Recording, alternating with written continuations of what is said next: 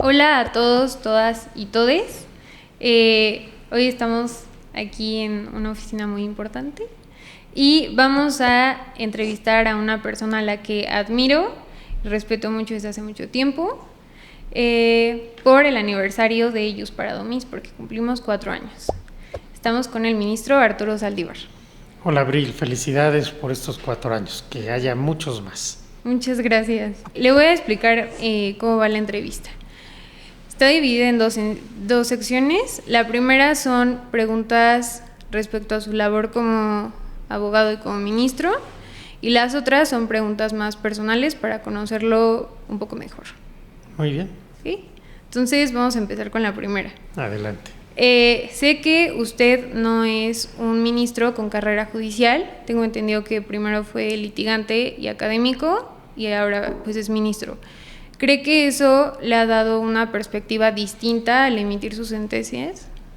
Yo creo que es muy importante que cualquier tribunal constitucional tenga una conformación plural.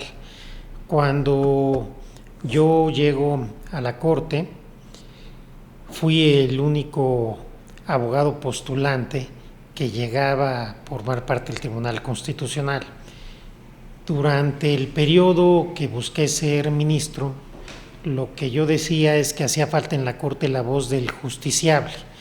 Y por supuesto, llegar después de una larga carrera como abogado postulante y como académico, da un enfoque distinto a la problemática constitucional y jurídica de un tribunal constitucional. Pero lo interesante es que un tribunal constitucional tenga perfiles distintos, gente que venga de carrera judicial, gente que venga del sector público, académicos, etcétera. Creo que esa es la riqueza. Desde luego, mi visión de los problemas de la justicia cuando llegué a la Corte era distinta de la mayoría de mis compañeros que eran de carrera judicial, pero no es que fuera una visión mejor, simplemente son visiones complementarias. Justo, entonces hay que ir un poco abandonando la idea de que para ser ministro se requiere hacer carrera judicial, ¿no? Lo que pasa es que la Corte Mexicana no es un tribunal supremo. Si fuera solamente un tribunal supremo, como no hay en otros países, que hay una Corte o un tribunal constitucional y un tribunal supremo, el Tribunal Supremo se hace lógica que quienes van llegando a él sean gente de carrera judicial, pero un tribunal constitucional ve problemas político-constitucionales, problemas que exceden con mucho la problemática de cuestiones que se pueden ver simplemente en una carrera judicial, que gran parte de los asuntos tienen que ver con legalidad. Ahora, en México, a pesar de que los jueces, juezas, magistrados y magistradas federales, a través del amparo, ven temas de constitucionalidad desde el inicio de su carrera, el enfoque es muy diferente que cuando estás en un tribunal constitucional. Entonces, a mí me parece que las distintas voces y las distintas perspectivas de carreras diferentes hacen falta siempre en un tribunal constitucional, que debe tener visiones plurales en todo sentido. De acuerdo. Otra pregunta que le quería hacer es que una de las primeras personas en México que habló sobre el litigio estratégico fue usted. ¿Qué es el litigio estratégico y cuál es la importancia que tiene para que se creen precedentes novedosos? En mis tiempos, cuando yo era abogado postulante, realmente no había litigio estratégico. Yo traté de llevarlo a cabo, pero no era posible. Esa fue una de las razones por las que intenté ser ministro, porque me di cuenta que desde el ejercicio de la profesión no era posible hacer diferencia. Hoy esto ha cambiado. El litigio estratégico lo que busca es que lleguen asuntos de derechos humanos, asuntos paradigmáticos, a la Corte, para que la Corte pueda fijar precedentes y a través de esos precedentes desarrollar esos derechos, es decir, cambiar la realidad, incidir en la vida de todas y todos las y los mexicanos. Sin embargo, en los últimos tiempos se ha abusado del litigio estratégico y se ha hecho un litigio estratégico con perspectiva política. no un litigio estratégico para defender derechos, sino para obstaculizar a un gobierno. Entonces, este litigio estratégico viene a pervertir el auténtico litigio estratégico que tiene como finalidad la defensa y el desarrollo de derechos humanos, no usar los tribunales para obstaculizar la labor de un gobierno que obtuvo el cargo con la legitimidad que le dé el voto popular. De acuerdo. Justo sobre el tema de precedentes, sé que muchas veces los derechos se crean justo por precedentes, pues también por eso le quise preguntar lo de litigio estratégico. En 2021, cuando usted era ministro presidente de la Corte, hizo la reforma judicial de 2021. ¿Me puede explicar un poco qué fue lo que lo motivó a hacer la reforma? La reforma judicial de 2021 que impulsamos y que fue aprobada por prácticamente todas las fuerzas políticas en el Congreso, tiene muchos aspectos. Lo que me preguntas, el precedente, ¿por qué cambiamos en la Corte la lógica de la jurisprudencia por reiteración a una lógica de precedentes? Una de las razones era para que la justicia llegara más rápido a la gente. Cuando tú haces un precedente o una sentencia paradigmática que cambia realidades, que defiende de manera poderosa y ensancha los derechos, cuando esto solamente era una primera sentencia de la cual se podía derivar una tesis aislada, como se llamaba, en muchas ocasiones para que esto llegara a la vida de la gente pasaba mucho tiempo y a veces se frustraba. ¿De qué forma? Lamentablemente muchos tribunales en México todavía decían, no es jurisprudencia, no nos obliga. Y por el otro lado había siempre el riesgo de precedentes en contrario. Cambio ahora, con un precedente, esa sentencia que protege derechos llega de manera inmediata al ser vinculante a todos los tribunales del país. Eso es lo trascendente de este cambio de la 11ª época. Y debo decirte que es la reforma en materia de jurisprudencia más importante en la historia de la Corte. No ha habido una reforma en materia de trabajo jurisdiccional tan relevante como esta, que implica que una sola sentencia de la Corte, con las mayorías calificadas que establece la Constitución, obliga a todos los jueces del país. Y justo en esta línea de los precedentes, me surgió la duda haciendo estas preguntas, si los precedentes pueden subsanar la falta de políticas públicas en materia de derechos humanos. Todo depende del caso. En principio, las políticas públicas de derechos humanos no le tocan a los jueces, le tocan a los órganos propiamente políticos del Estado. Pero es cierto que quizás en los últimos 10 años la Corte ha desarrollado un trabajo muy intenso y ha venido a llenar vacíos y a ir adelante en materia de derechos humanos ante la inactividad de los órganos legislativos. Por supuesto que tenemos una rica jurisprudencia en la cual el impulso de los derechos, la transformación social de los derechos no se da en sede legislativa, sino en sede judicial. Y también quería preguntarle, ¿qué es el constitucionalismo transformador? El constitucionalismo transformador parte de la idea, es sobre todo una noción muy latinoamericana, no solo de Latinoamérica, pero aquí se ha desarrollado más, de que los jueces no somos totalmente ajenos a la realidad social y política.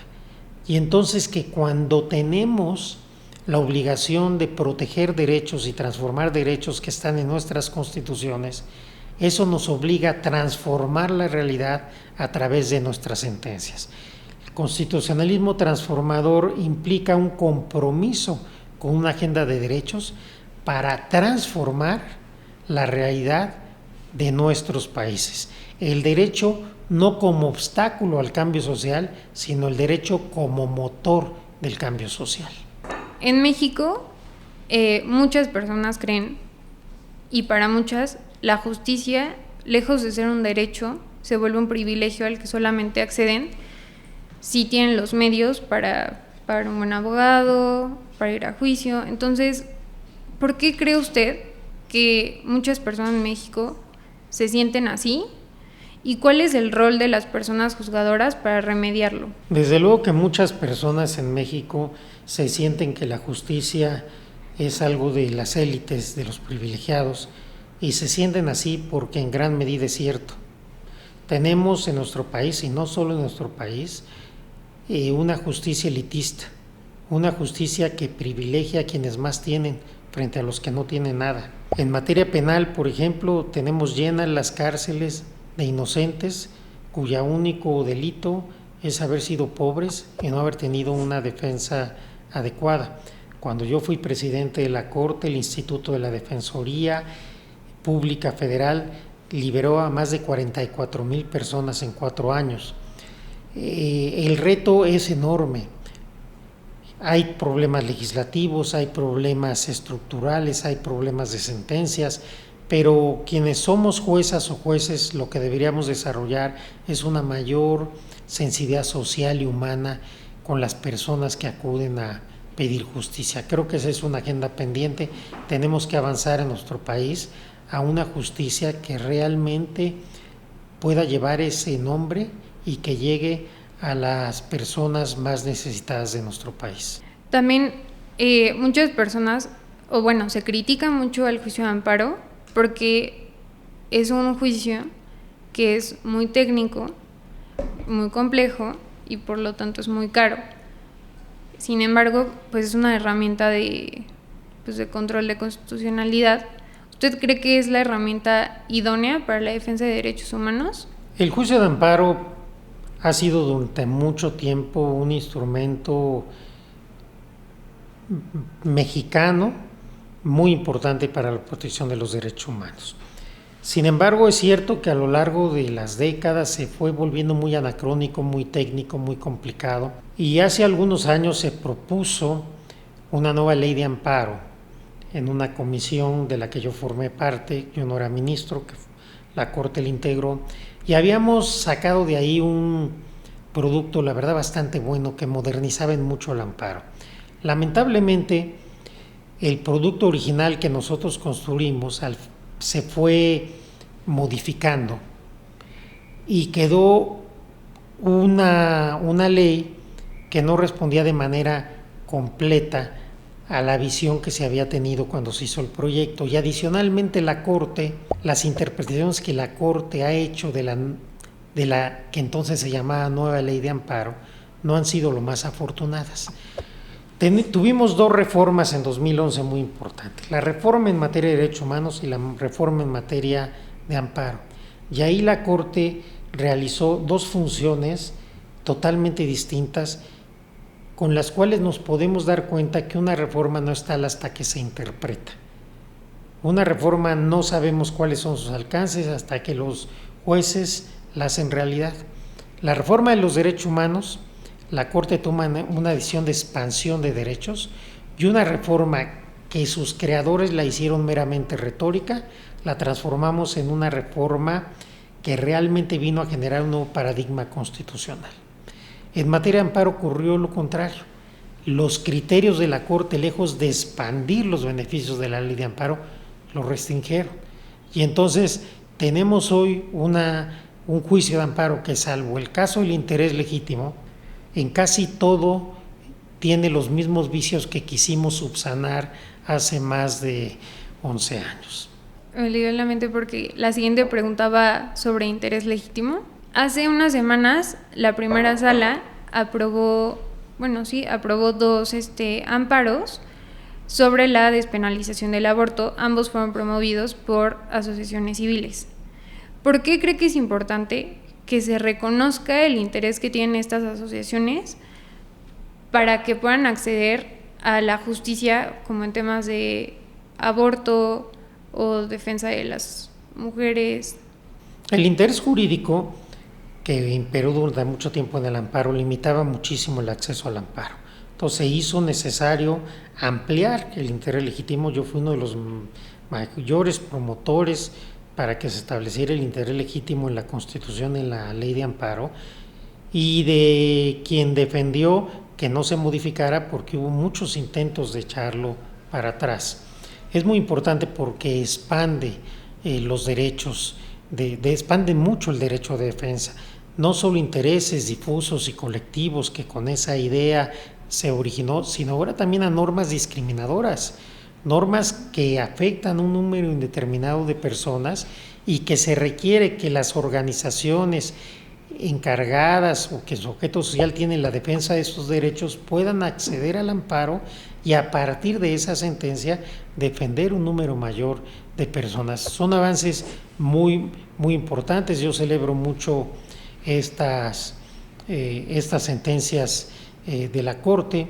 Yo hace ya muchos años, creo que fue en 2006, propuse el primer proyecto que proponía despenalizar o que proponía más que despenalizar, declarar inconstitucional el delito de aborto. Solo yo voté por el proyecto, me quedé solo en la primera sala, pero me da gusto que ahora tanto el Pleno como la primera sala ya tengan claro que hay que defender los derechos sexuales y reproductivos de todas las mujeres y personas gestantes. Muchas veces, hemos visto que se empieza a debatir si la Constitución se puede contradecir. ¿Cree que la Constitución se puede contradecir? La Constitución, como cualquier cuerpo normativo, tiene contradicciones, tiene antinomias. Entonces, la función de los intérpretes constitucionales es generar un ejercicio de ponderación interpretativa para establecer cuál es la salida jurídica a esas antinomias, a veces aparentes y a veces reales. Ya terminamos las preguntas que eran como sobre su trayectoria como ministro y ahora le voy a hacer las preguntas personales. ¿Quién lo inspira a hacer todo lo que hace aquí en la Corte como ministro y también lo que hace fuera de ella? ¿Quién? ¿O quiénes? No, a mí no hay alguien que no es un tema de alguien que me inspire. ¿O algo? El tema es ¿qué me inspira? Convicción de deseos de justicia, de transformación de mi país, de tener una mejor sociedad, el sufrimiento y el dolor de millones de mexicanas y mexicanos, el tratar de estar en este lugar como ministro y tratar de hacer diferencia. Eso es lo que a mí me motiva todos los días para dar todas las batallas que he dado, tratando de defender los derechos de todas las personas en la Corte. No soy tanto de tener figuras. Ahora, cuando yo llego a la Corte, ¿quién era mi figura como juez constitucional? Don Guillermo Guzmán Orozco, un ministro mexicano extraordinario, y cuando yo llego a la Corte y me imponen la toga, doy un discurso como todas las ministras y ministros, y al final digo, en una ocasión le pregunté a don Guillermo Guzmán Orozco, el juez constitucional al que más admiro, ¿cuál es la función de un juez constitucional? Y él me contestó, la función de un juez constitucional es defender al pueblo frente al abuso del poder. Y dije en el Pleno, así entiendo mi función y así la asumo. Si una figura me inspiró cuando llegué a la Corte, era ese ejemplo de don Guillermo, que en un entorno donde él se la pasaba emitiendo votos particulares, siempre trató de hacer lo correcto sin importar las circunstancias. Obviamente esto fue hace más ya de 13 años y medio y creo que ya ahora pues yo he generado mi propio camino y creo que he honrado el compromiso que asumí cuando llegué a la Corte. Una de las personas a las que ustedes ha dicho que admira es la Justice Ruth Bader Ginsburg. Ella dijo que, lo voy a leer, que le gustaría ser recordada como alguien que utilizó todo el talento que tenía para hacer su trabajo lo mejor posible. ¿A usted cómo le gustaría ser recordado? Espero que no se vaya a entender mal, porque a veces esta respuesta se puede, no sé si entender a lo mejor como petulante. No me preocupa cómo voy a ser recordado. Lo único que me preocupa es actuar conforme a mi conciencia y saber que estoy haciendo lo correcto. Cómo me vayan a recordar, lo que se va a decir de mí, lo que se dice hoy, lo que sigue después, realmente ni me preocupa ni me ocupa.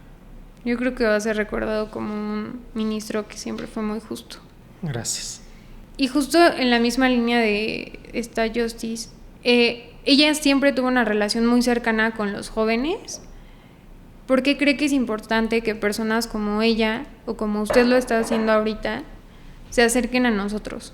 Yo creo que la relación con los jóvenes, no solo quienes somos jueces o juezas, todas las personas que tenemos una responsabilidad, deberíamos tratar de estar cerca de los jóvenes. Yo siempre he estado cerca de los jóvenes y las jóvenes como profesor universitario, como abogado, como ministro. Mi equipo siempre ha sido de chicos muy jóvenes. Es muy importante, primero, porque todas y todos ustedes me llenan de energía todos los días. Me permiten mantener mi mente actualizada, entender sus preocupaciones, su forma de ver el mundo, tratar de utilizar un lenguaje y medios de comunicación que siga pudiendo acercarme a ustedes. Ustedes son el futuro que ya es presente en México. Si nosotros nos olvidamos de los jóvenes, empezamos a hacer nuestro trabajo y vivir nuestra vida como en una burbuja completamente ajena de la realidad. Ustedes son el presente, como ya dije, que se va a convertir en futuro. Ahí están las ilusiones, los sueños, la semilla que puede transformar al país. Y yo me enriquezco muchísimo con el trato con las chicas y los chicos, todos los días. Aprendo mucho, entiendo sus preocupaciones, sus ilusiones, sus sueños, sus debates, su lenguaje, y creo que eso te mantiene vivo. La juventud es ante todo una actitud mental. Hay jóvenes viejos y hay viejos que tratamos de ser jóvenes. Cuando tu mente es joven y cuando estás en contacto con la juventud, te permite ser actual, y creo que más allá de toda la riqueza personal que te da, te ayuda muchísimo a hacer tu trabajo. Si no, de verdad empieza uno a hablarle en un mundo de espejos, nada más a tu generación, que por razón obvia cada vez somos menos. Las generaciones que vamos subiendo en edad, pues cada vez somos menos. Ustedes son más. Entonces, los jóvenes son esenciales como vivencia personal, como inspiración para políticas públicas y como inspiración también para la labor jurisdiccional. Pues usted es una persona que está muy activa en redes y en todos lados, entonces eso lo hace, bueno, desde afuera, cuando yo estaba fuera de aquí, cuando lo veía interactuar en TikTok, en Instagram, se sentía como si usted fuera una persona cercana a nosotros, bueno, se siente como si usted fuera una, porque realmente lo es, y creo que es una persona que sabe escuchar mucho. Y en este sentido quería preguntarle por qué es importante que, o sea, que los jueces, que los abogados comuniquemos más allá de las sentencias o de lo que está escrito en un papel. Yo creo que el tema de que los jueces solo hablan por sus sentencias ya está superado. Si nosotros decimos el juez solo habla por la sentencia, lo que estamos diciendo es el juez no habla, solo habla la sentencia. Y la pura sentencia es muy difícil que comunique, es muy difícil que llegue a la gente, es muy difícil que logre una transformación social y un efecto pedagógico.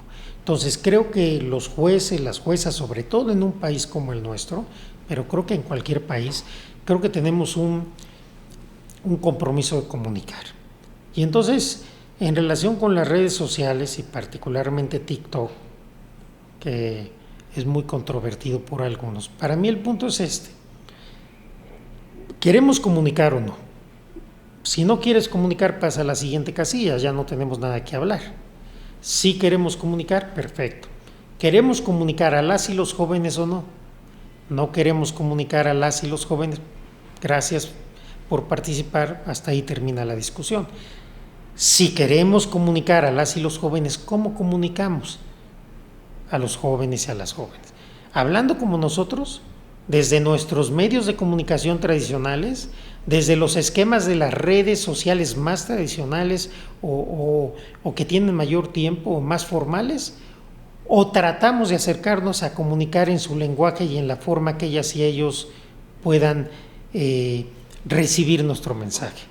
Yo creo que la respuesta es obvia. Si yo quiero comunicar a los jóvenes y a las jóvenes, yo tengo que adaptarme a ustedes. No puedo esperar que ustedes se adapten a mí. Entonces, por eso hago un gran esfuerzo, a pesar de la brecha generacional, y creo que el resultado hasta hoy es positivo, para tratar de acercarme a través del lenguaje y a través de las formas y a través de los instrumentos, porque de lo contrario hay una gama enorme de chicos y de chicas que ya no leen los medios tradicionales, que incluso la mayoría ya ni siquiera están en Twitter o X o como se llame ahora, y que si no te comunicas con ellos, pues hay un vacío ahí. El derecho no forma parte de nada, los derechos humanos no tienen la importancia que deben tener, el trabajo que hacemos las juezas, los jueces que hace la Corte no se conoce, y me parece que es una labor pedagógica muy importante. Tenemos que darle instrumentos a los chicos y a las chicas para que conozcan sus derechos y para que puedan luchar por esos derechos y puedan ser parte de un México mejor. Justo, o sea, si uno no conoce los derechos que tiene, ¿cómo va a ir a exigirlos? Y, o sea, en esta parte de la enseñanza, las facultades de Derecho en México tienen la fama de que la manera en la que se enseña el derecho es desde el miedo, o sea, no tanto desde la empatía. ¿Cuál fue su experiencia como estudiante? Bueno, yo estudié en la Escuela Libre de Derecho, y entonces obviamente que yo tuve una experiencia como estudiante en mi licenciatura desde el miedo, digámoslo así, para simplificar, y en mi doctorado en la UNAM mi experiencia fue diferente, fue una experiencia de crecer intelectualmente a partir del interés y de la interacción. Yo aquí tengo que decir algo. Yo mi primera etapa de profesor fue un profesor muy duro, extraordinariamente exigente. Yo creo que ese enfoque es equivocado. Creo que ese enfoque ya no sirve en estos momentos, que hoy lo que uno tiene que hacer, porque la información ahí está, los chicos tienen información a todo. No, una clase no es dar información a los jóvenes y las jóvenes, es enseñarles cómo usar la información, es reflexionar, es argumentar, es debatir, es acompañar, es inspirar valores. Creo que la educación hoy en el mundo, la educación jurídica tiene que cambiar. Entiendo que hay lugares donde está cambiando. Yo mismo hoy reconozco que esa forma como yo di clases muchos años, no sé si era válida o no en aquel momento. Hoy sería completamente anacrónica. Sí, porque termina desalentando a los estudiantes a hacer algo en lugar de ser un modelo a seguir. No, yo creo, mi experiencia, no, yo sí motivaba a mis alumnos, tuve muy buenos alumnos que hoy son grandes abogados, pero me parece que enseñar con la exigencia que sea el derecho como una técnica no es suficiente. El derecho se tiene que enseñar con valores, con principios, con sensibilidad social, con una idea política y filosófica de la realidad, y como una técnica de argumentar, de discutir, de compartir ideas. Porque reitero, ya la información ya la tienen. Tú estás dando clases, todos los chicos, las chicas tienen su computadora, su tableta, lo que sea, ahí tienen toda la información. Entonces, más que estarles repitiendo lo que ellos van a ver, pues mejor dejas lecturas, investigación y todo, y después debates. Ya los últimos cursos que me tocó dar en la Universidad Iberoamericana, eso era, discutíamos sentencias. Todos los chicos, las chicas estudiaban las sentencias de la Corte y llegábamos a discutirlas, a debatirlas, por qué surge esto, para qué, cuál es la trascendencia, la importancia, etcétera. Creo que esto es mucho más rico. Y hablando de las sentencias, ¿cuál es una sentencia que lo ha marcado mucho personalmente y de la que usted se siente orgulloso? Se publicó hace, no sé, 1 año, 2 años, un libro mío que se llama 10 años de derechos, una autobiografía jurisdiccional en la cual están las 50 sentencias derivadas de proyectos míos más importantes que vinieron a generar un nuevo paradigma constitucional. Si tuviera que señalar las más importantes, sin duda el caso que a mí más me marcó, al que le tengo más cariño, aunque mi proyecto no se aprobó, fue el de la guardería ABC. Un caso en el que quizás algunos te recuerden, otros no, ustedes eran muy chicos, muy chicas, fallecieron por negligencias del gobierno de Felipe Calderón en una guardería del Instituto Mexicano del Seguro Social, 49 niños y niñas quemados y más de 100 quedaron lesionados.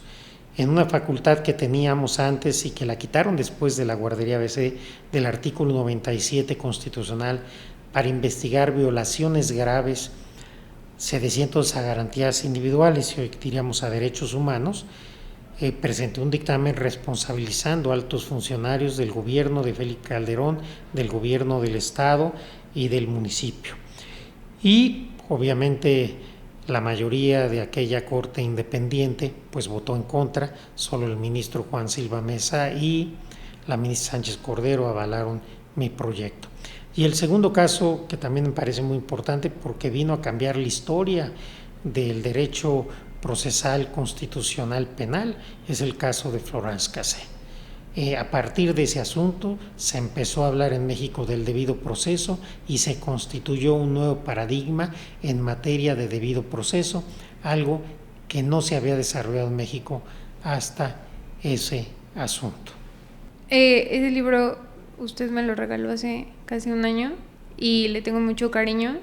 Yo creo que una de las sentencias suyas que a mí más me marcó fue la de el bullying en una escuela en el Estado de México por un niño que tenía TDA, porque pues yo tengo TDA, entonces con una sentencia ha cambiado la realidad de muchas personas y o sea, no quiero agradecer por todos, pero sí voy a agradecerle por todos porque no se estaría hablando de lo difícil que es para un niño tener una neurodivergencia si no hubiera sido porque una persona como usted lo puso sobre la mesa.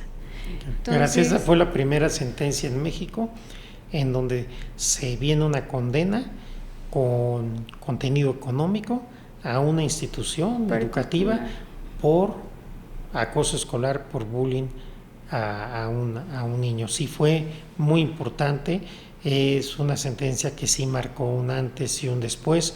Afortunadamente tengo muchas sentencias paradigmáticas, esta es una de ellas, sin duda fue muy relevante y me alegra que el beneficio de esto que hicimos también haya llegado a personas como tú pues que se merecen precisamente que las instituciones prevengan primero, combatan y sancionen el bullying, el acoso escolar en todas las formas.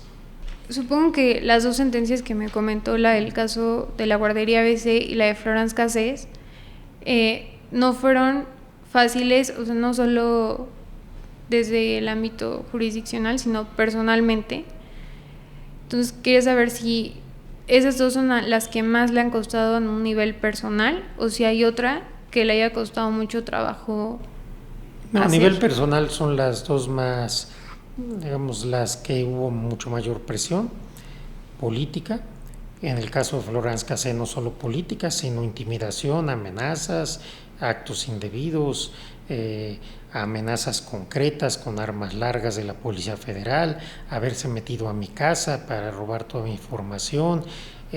Sí, desde luego esos dos asuntos fueron muy importantes, hay que decirlo, en el sexenio de Felipe Calderón, quien hoy se ostenta como el defensor del Estado de Derecho, fue capaz de intimidar y amenazar a un ministro en funciones que no habrán hecho en ese sexenio con la mayoría de la gente y los ciudadanos. Torturaron, fabricaron culpables, hicieron cosas inimaginables. Afortunadamente pudimos resistir, hicimos lo correcto y en los dos asuntos, tanto en el ABC como en Florence Cassé, el tiempo nos dio la razón. Le ha tocado ser un juez muy resiliente, un ministro muy resiliente. Para usted, ¿qué es la resiliencia? Esa es una palabra que yo no uso, que está de moda y no sé por qué no la uso. ¿Será que yo veo las cosas diferentes? A mí me parece que Lo importante cuando estás en un trabajo como este es tener la convicción de que estás haciendo lo correcto. Y de esa convicción que estás haciendo lo correcto surge todo lo demás. Ahora, ¿cómo hacer para que todo eso que está sucediendo no te afecte? ¿Cómo hacer primero para que eso no te haga cambiar lo que tienes que hacer? Y eso, primero, ¿por qué no cambias? Porque tienes una convicción profunda. ¿Por qué eres valiente? Porque no tienes cola que te pisen, porque tienes una vida privada y pública que resiste un análisis. Entonces de esa fortaleza te surge. Pero ¿cómo le haces entonces para que no te afecte? Para que no te afecte tu salud, para que no te afecte tu equilibrio. Y aquí pues cada quien puede tener diferentes formas. Yo creo que hay varias maneras de resistir o de manejar cuando estás en situaciones como estas. Una es, pues simplemente resistes, pero tu salud emocional y tu salud física termina muy deteriorada, porque obviamente los ataques, las presiones, las amenazas te afectan. Otra forma es resistir como una montaña. Tú tienes tu fortaleza y te pones como una montaña y estás fuerte y viene todo y tú lo resistes y tú puedes. Eso está bien. Una montaña a lo mejor recibe menos daño interior, pero de todas maneras no deja de ser muy, muy rígida, ¿no? Y otra forma es ser como el bambú. Fluyes, te mueves, pero no te quiebras. Por muy fuerte que sean los vientos, el bambú tiene raíces tan profundas que un bambú nunca se rompe, nada más fluye. Lo que yo trato de hacer es fluir, entender que todo es impermanente, que todo es transitorio y que mientras yo esté haciendo lo correcto y esté en paz con mi conciencia, todo va a estar bien, todo está bien, todo es pasajero y al final la historia y el tiempo nos dará la razón. Un problema que muchas mujeres tenemos, y también hay hombres que lo padecen, pero no son tantos, es el síndrome de la impostora, que es básicamente este sentimiento de duda constante sobre si estamos en el lugar correcto o si tenemos las capacidades para estar en ciertos lugares. ¿Usted se ha sentido así? Y si no se ha sentido así, ¿por qué cree que no? O sea, ¿por qué cree que, no ha tenido ese problema? Yo nunca me he sentido así porque pues siempre he tenido mucha seguridad en mí mismo. Entonces, cuando tú crees en ti mismo o en ti misma, no te tienes que sentir así. El lugar donde llegues, si te preparas, si estudias, si trabajas, si te esfuerzas, vas a poder hacer las cosas. Entonces, es una cuestión de seguridad y no dejar que te desanimen ni las circunstancias del momento, ni lo que digan tus compañeros, tus compañeras, lo que diga la gente. En alguna ocasión un profesor mío en la primaria me dijo que la clave del fracaso es quererle dar gusto a toda la gente. Nunca le vas a poder dar gusto a toda la gente. Haz lo que tienes que hacer, habrá los que les guste, habrá los que no les guste. No pasa nada. Creo que eso es importante, sobre todo el desarrollar una seguridad en ti misma o en ti mismo. Si tú pones la atención en tus talentos, en tus ventajas y las explotas, vas a salir adelante y vas a ir generando cada vez más seguridad en ti. Si tú pones el énfasis en tus debilidades, entonces esas debilidades se van a hacer presa de ti. Ya conocen esta frase muy sabida, pero que es real. Si tú dices que puedes, es cierto, y si dices que no puedes, también. Ya mandaste el mensaje, tu cerebro simplemente obedece. Muchas gracias, ministro. Gracias, Abril. Quería preguntarle si los derechos humanos se debaten o se exigen. Las dos cosas. Es decir, siempre puede haber debates sobre derechos humanos, sobre todo porque los derechos humanos no son una realidad autoevidente. Los derechos humanos también son una creación cultural. Es decir, los derechos humanos, sí, vamos a decir, son los que tiene el hombre o la mujer por el ser humano, por el hecho de serlo, sí, pero ¿cómo sabemos cuáles son esos? Entonces, los derechos humanos son también un proceso histórico, son reivindicaciones culturales, son victorias de minorías muchas veces, y así se va avanzando. Entonces, en ese sentido, siempre va a haber un debate sobre cuáles son los alcances, cuáles son los límites de los derechos. Pero más allá de eso, los derechos se exigen, siempre se deben exigir, y por eso yo digo muchas veces, siempre se deben exigir hasta que la igualdad y la dignidad se vuelvan costumbre. Ministro, ¿para qué sirve la utopía? Para caminar. Muchas gracias. Gracias.